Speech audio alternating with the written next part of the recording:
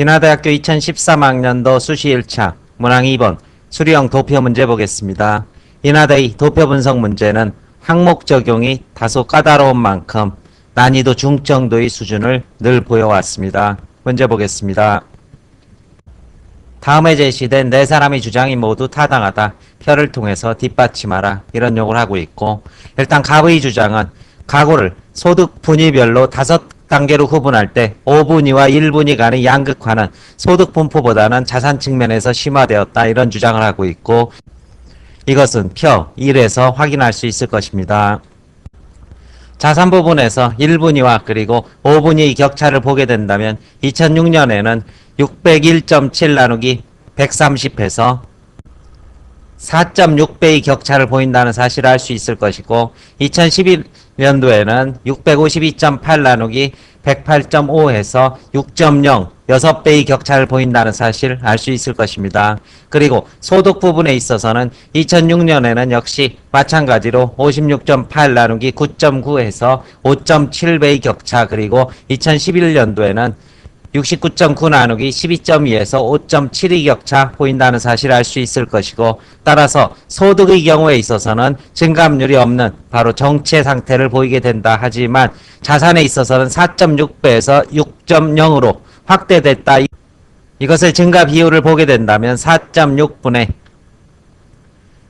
6.0-4.6 해서 전체적으로 얼마 30% 정도의 증가율을 보이게 됐다. 이런 답안을 작성할 수 있을 것입니다. 을은 소득 대비 부채의 상환 능력은 5분위의 경우 전체 가구 평균에 비해서 더 감소했다. 이런 주장을 하고 있습니다. 이 문제에 대해서는 부채를 무엇으로 나눌 때, 소득으로 나눌 때 상환 능력에 대한 지표가 나온다는 사실을 적용하는 것이 문제 접근의 핵심적인 요건이 될 것입니다.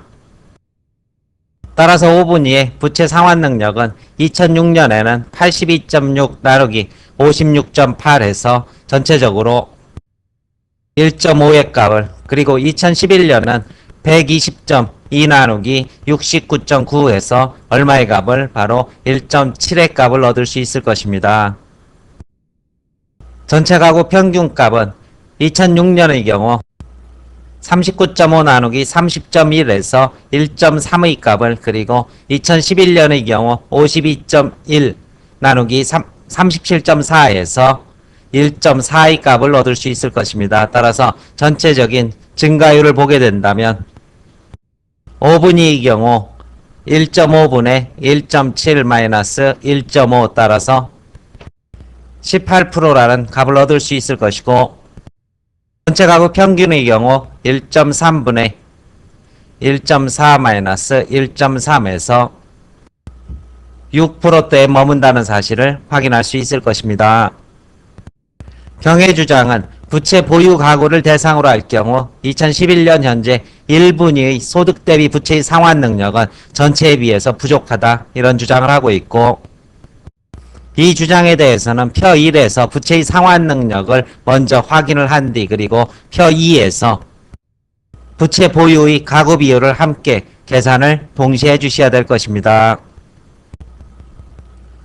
우선 1분위의 2011년 부채 상환 능력은 14.5를 뭐로 12.2로 나누면서 도출이 될 수 있을 것입니다. 따라서 14.5를 12.2로 나누게 되면 2011년의 1분위 부채 상환 능력이 될 것이고, 이때 1분위의 부채 보유 가구의 비율이 32.8인 만큼 이것을 어떻게 나눠준다? 0.328로 나눠주게 된다면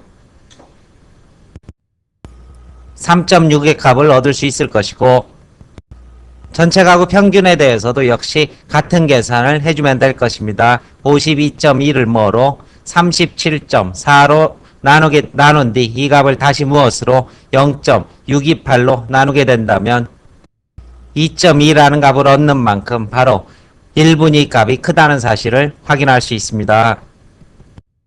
정은 한국의 부채 상환 능력이 지속적으로 약화되며 속도가 가장 빠르다고 지적을 하고 있습니다. 이것은 표 3에서 확인할 수 있을 것입니다.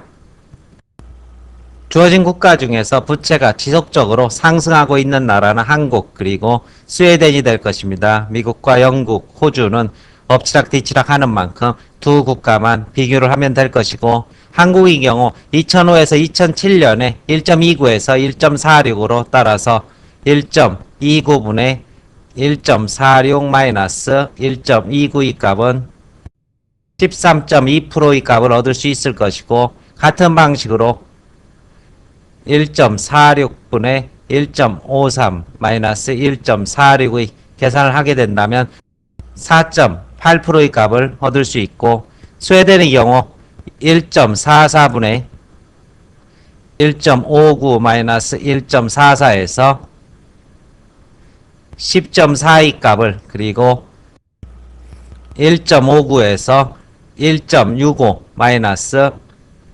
1.59에서 3.8%의 값을 얻을 수 있을 것입니다. 따라서 두 국가의 증가율을 봤을 때 한국이 13.2 그리고 4.8, 스웨덴이 10.4 그리고 3.8로 한국이 가장 가파르다, 이런 결론을 내릴 수 있을 것입니다.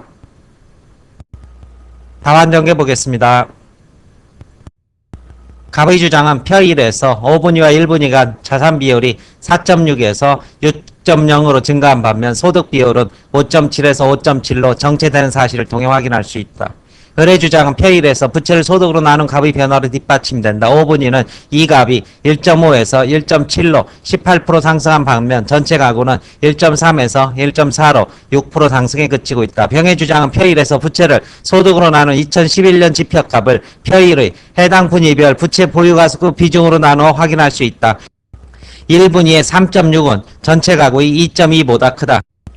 정의 주장은 표 3에서 확인할 수 있다. 부채가 지속적으로 상승한 나라는 한국과 스웨덴뿐이며 증가율에서 한국이 13.2 그리고 4.8, 스웨덴이 10.4 그리고 3.8로 한국이 높은 것으로 확인된다. 설명 마칩니다.